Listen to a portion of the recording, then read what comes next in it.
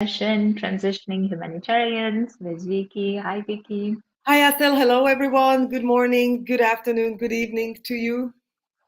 Yes, hi, everyone. So, the topic that we wanted to cover today is as part of this career month that we've been talking about, the topic of family reaction or reaction of loved ones to our transitioning plans or our desires and thinking around it, right? So we wanted to give you maybe some help around how to handle it, how you can think about it.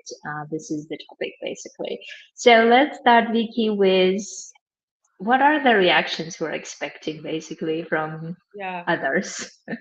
yeah, that's a very good question, Asel. And actually, I would start a little bit even before, because when Hmm. I was thinking about the subjects, I realized that the reactions of the family members or parents are so closely linked to how much they know about what we do in our lives. And if we go a little bit before this, how much the question is how much are we telling them about our lives? For most of Mm. the internet, if we are talking about international workers, most of us, for me in the past, um, we traveled abroad, so there is very little that our family members knew about the job. They didn't see us Mm. going to work, or they don't see us going to work. They don't see what you're doing exactly. They don't see you preparing in the morning. They don't know what you do all day long, or so of course they can only know as much as you tell them, or occasionally if there are different places they come and visit. I mean, it's not always possible to visit. So for me, I always for the question here is, how much are we telling them, and what is the information that they have based on which they are then having reactions to Yeah. different career choices, whether, okay, I am transitioning into humanitarian world, or out of the humanitarian world. In my and I would love to hear what your thoughts are. In my situation, for example, my family and my close ones were very opposed to me going into Mm. humanitarian sector, and going Yeah. abroad, out of position of fear, which I believe Yeah. we will talk about, what families' reaction is often position of fear. But they were very happy when I moved back home 20 years. Mm. But it doesn't have to be one standard response. There are so many different responses how parents and close family members react to you or to someone leaving the aid sector. So Yeah. what are your thoughts? How did you experience it, or what is it that you're seeing? So, yeah, I think there are basically three responses that you can expect. At least this is what I've been hearing and from my own experience as well. And I think in general, like it's safe to say that there are three broad responses or reactions that we can expect. Like one being that amazing and supportive, right? The other being negative, meaning not liking it or having some negative talk about it. Like fear could be one of them, right? A lot of people project their own fears to other people, or maybe they even like worry about you. So those are like I would categorize as in the negative, quote unquote. And then the third one is the neutral or the unknown, meaning that we don't really know what the actual reaction was, and even if there was, maybe we didn't really hear Yeah. in any specific way, right? So this is what is generally tend to happen. Now, the question I think for me most of the time, the interesting part is how is our reaction to that reaction, Yeah. right? Because I think even if say they react in whatever the way they react, so like Vicky was saying, some people may not even know much about our lives, so that's why it may not really make much of a difference whether we are now returning, or maybe it's actually a good thing, right? So that could also be that way. But if let's say that you have told your close relatives or close family members, loved ones, and then their reaction, let's say, is positive, I assume that you know what to do in that situation, or even neutral. I assume you know what to do. But I think oftentimes we may get triggered or we may get struggling with the negative Mhm. ones, right? So the non supportive reaction from the family member.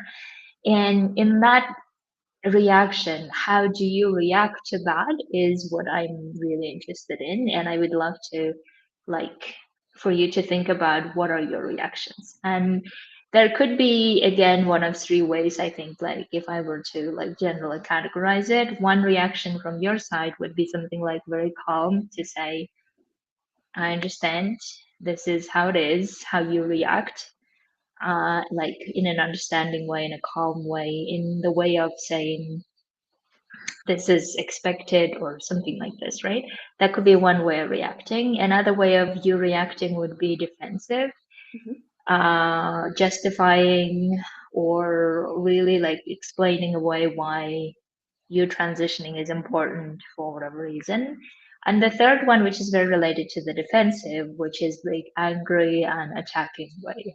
It's also the same thing. It's just Yeah, I'm highlighting in a different way so that you can see it, right? yeah, So these are the three ways I see how you or many humanitarians would react to that reaction, right? And whatever your reaction is, especially if it's defensive or attacking, I would really suggest you to get curious as to why that is.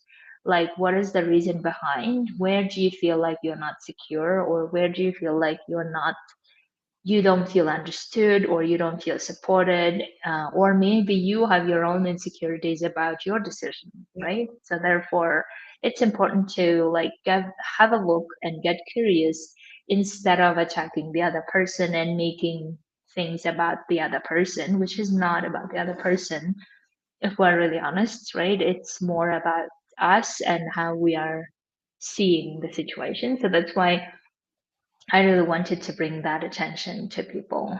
What yeah. would you say, I Vicky? absolutely agree, because if we ourselves are not 100% convinced, or not really very convinced or sure of where we're going, or of the decision, any negative reaction, or seemingly negative reaction from our circle will definitely trigger us. So absolutely agree with you with this analysis, that we need to understand what is it, which part of it is triggering us.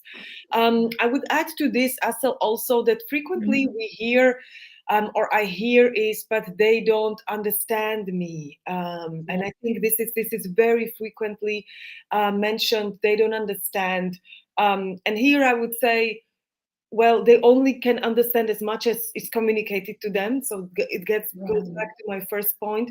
The other part is also, one important thing is, we don't need to be fully understood.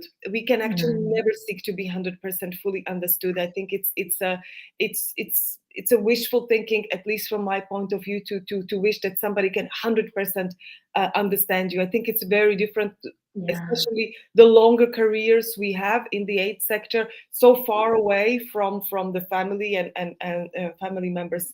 So I think this is, we can search to try to explain, and communicate our point of view. So I think this is very important, what you're saying, that we need to search within ourselves, but yeah, also search to, or want to explain where our decision is coming from, what is our yeah, motivation, how do we imagine our lives, what did we put in place already, because yeah, we need to understand where is the negative reaction also, not only what is why are we triggered by this reaction, but also try to understand where is their reaction coming from, because as you yeah, mentioned, in most of the situation it will come fear for you, for your security, for your well-being, for your financial status, whatever it is.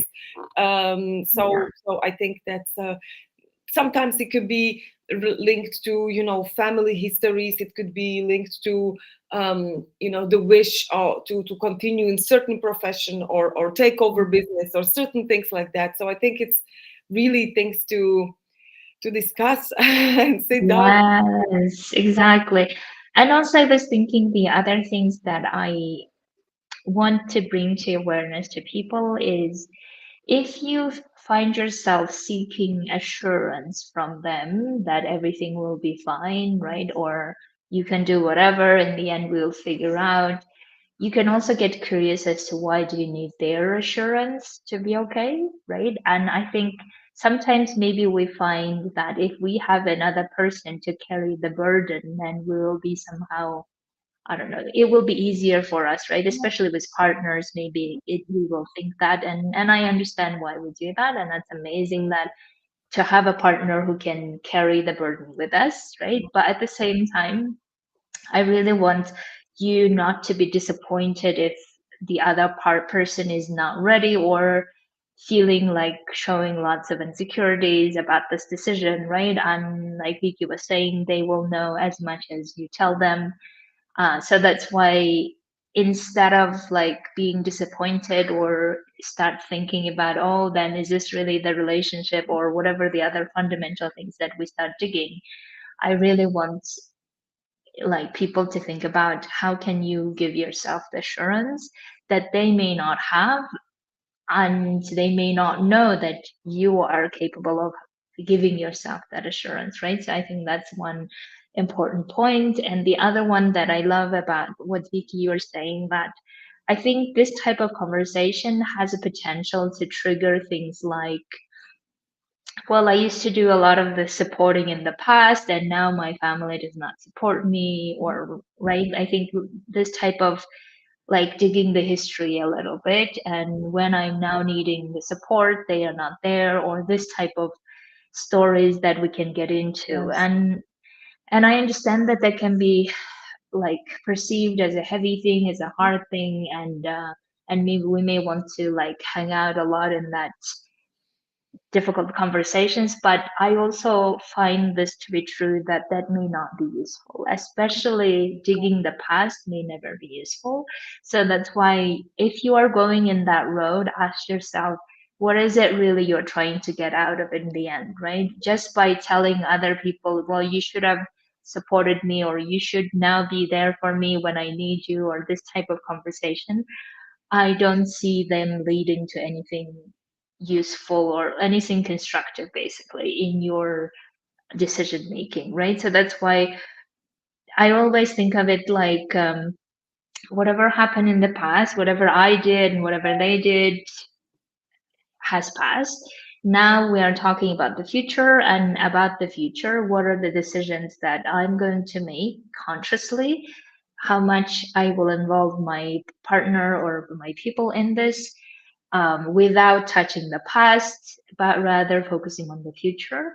And even if they don't, or they don't want to take up this burden of, I don't know, you're going to be okay, or I will support you, even if they don't do it, the question is, are you willing to do this yourself Mhm. anyway? And if the answer is yes, then maybe that's what you can communicate to your loved ones, to say that I know you're worried, I understand, I'm worried too, but at the same time, this is what I want to be doing. Yeah. And and I just want to be transparent about it, I guess, Yeah. right? Yeah, Asel, that brings me makes me think of the reasons we communicate these things with our family members, Yeah, right? Because we may be communicating just to inform that this is my decision, but we also might be communicating, as we mentioned at the beginning, to seek support, to seek yeah, help. So I think those are, of course, different standpoints, and we might be needing different things, and I think it's really important to have clarity about it. What do we want from this kind of a conversation? Do we want support, or are we just saying, what, this is just my decision, and that's all? Or they might be also, third situation, which again, I think it's depends on who is your sort of a close person and trusty person, where you want to really, you're not actually even sure, and you are in initial stages of consultation about this. I think it's interesting to receive other opinions, but I do believe that we need to make our own mind and make our own decision ourselves, because nobody knows best what is good for us. So here, I think yeah. it's important that we take decisions ourselves, for ourselves. Yeah. So I was also thinking that how would, like in my mind at least, clean decision, of course in quotes, right? Clean in the sense of not overly influenced by other people's opinions. Because Mhm. I mean, I used to be at least this person who like makes a decision and then hears all the other opinions, and I'm like, oh no, maybe I did the wrong decision, and then going back and Mhm. like vacillating a lot, right? So lots of, Okay. and then I find those that type of situation as not clean decision, Yeah. because that's Yeah. not really then my decision. Yes. It becomes modeled with other people's opinions, and then I feel like I lost what is it really mine, basically, Yeah. right? And if you don't want to be in that situation, it can always be helpful, like Viki was saying, that you make your own decision, even maybe first, and then talking to other people. That could be one way of doing it, right? At least that's a strategy that you can try on. And then compare basically with other people's reaction to your decision, Yeah. even though maybe you made this within you, like without telling. But even if you don't do that, even if let's say that you have talked to your partner, to other people, and let's say that you have agreed with their point of view, and let's say that you decided then to change your mind about something and follow or give them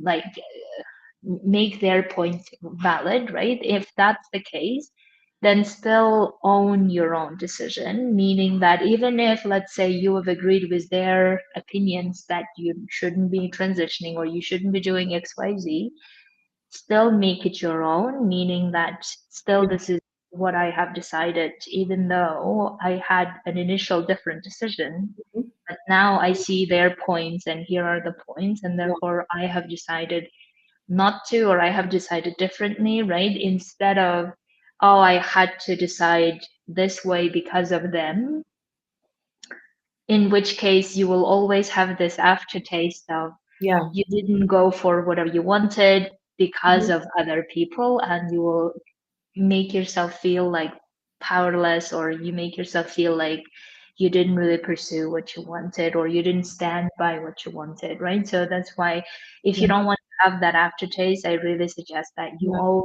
whatever the decision you have made in the end, even if after having consulted others, and then that will be your decision, and then you don't regret it later.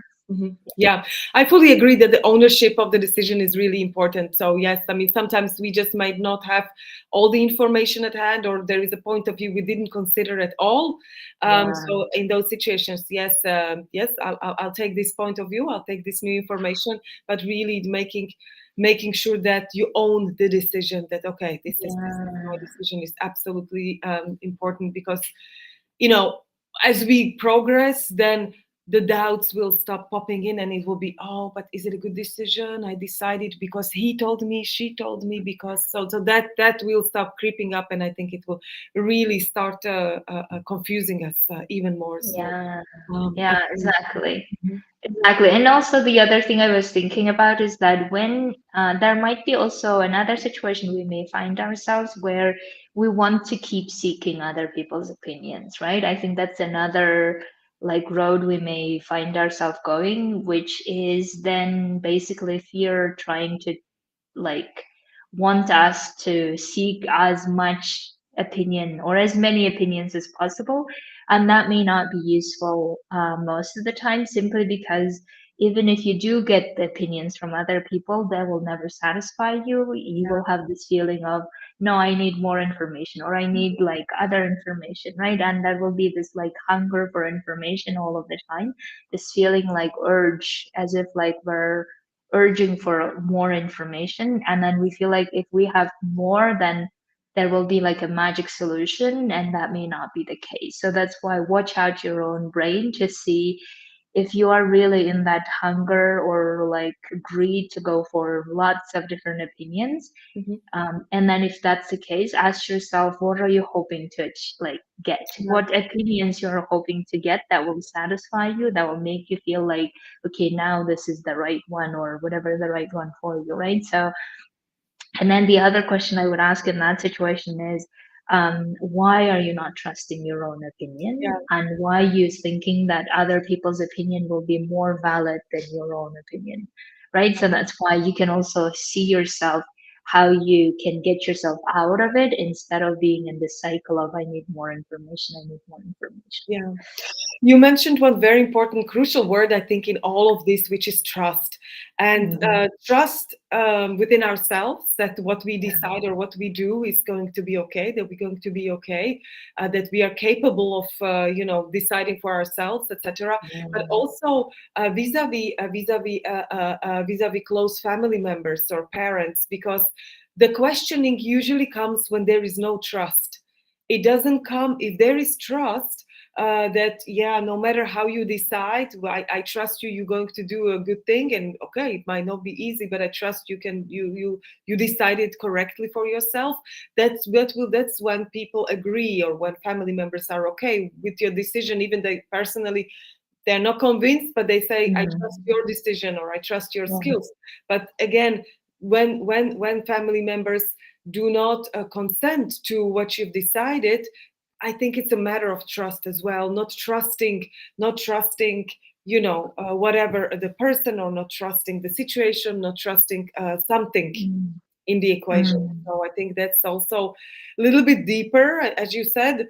It's then good to ask yourself whether you want to actually explore this. Where is this coming from? And that usually brings us to all sorts of old family stories that might or might not be useful for you, yeah, might not be useful for, as you mentioned, for the current decision, but might be useful for overall understanding of some maybe deep-seated issues. But that's yeah. separate. Exactly. And in that case, also one other nuance maybe I can mention is that, like, going back to what we said, is that sometimes our family members may not simply have similar experience that we have had, and therefore their understanding of things might be so different, right? And therefore, even if they're questioning, that may not be related to trust. Maybe they just have different worldview of things, and therefore they are more prone to worry about things, which I think we can understand as human beings, right? I think worry is somehow part of our lives, that we want to have a secure future, we want to have secure future for our children or for our loved ones. So therefore also, like, knowing, being aware of your family members and where they're coming from, like Viki was saying before, I think is always important to understand, like, what's the intention behind it, basically, right? If the intention behind it you suspect is simply because they're worried about you, that's a sign of caring, that's a sign of them wanting you to be well. And if you suspect there is the intention of not trusting you or your abilities, then the question is always, are you willing to trust yourself enough to go for it anyway? Do you really need their trust? Because I know myself sometimes hung up on, oh, they need to trust me. Why don't they trust me? Right. But then if I'm really honest with myself, like, do I really need their trust? Like, even if I expect their trust and they don't have it, what am I going to do with that information, right? So that's why I always ask myself then is, am I willing to trust myself to go all in for this anyway? Even if my family members don't understand or don't trust or don't have the same information, is that okay? And if the answer is yes, then I would go for it anyway. Yeah. And hoping that along the line they will come along with me on that journey. If not, that's okay too. I understand why they still have their own worries, right? But important for me at least be clear as to Yeah. what grounds I'm standing on. Yeah, yeah. It's a very good summary, that you summarize the two situations, because I think more or less it does come down to this.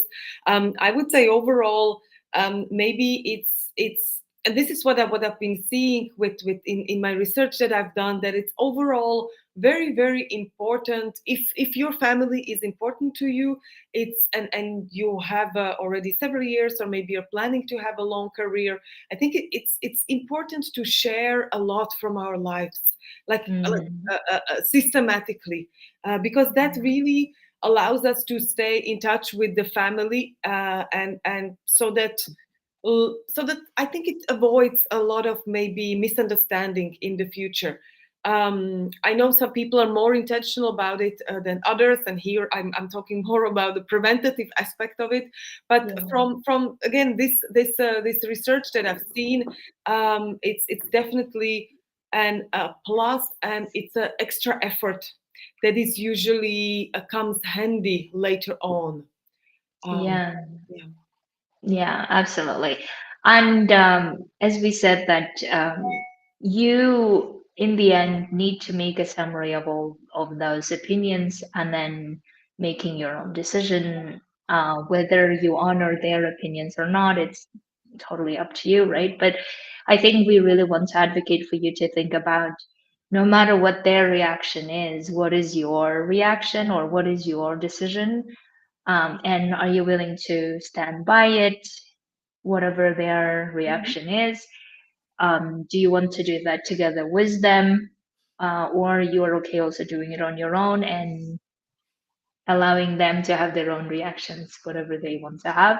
So these are the things to think about. And I think also what I would love to really say, just make a decision that makes you feel good afterwards instead of feeling like, oh, I had to do this or I didn't have a choice, right? Mhm. I think that's when all the regret comes, all Mhm. the like resentment comes, Yes.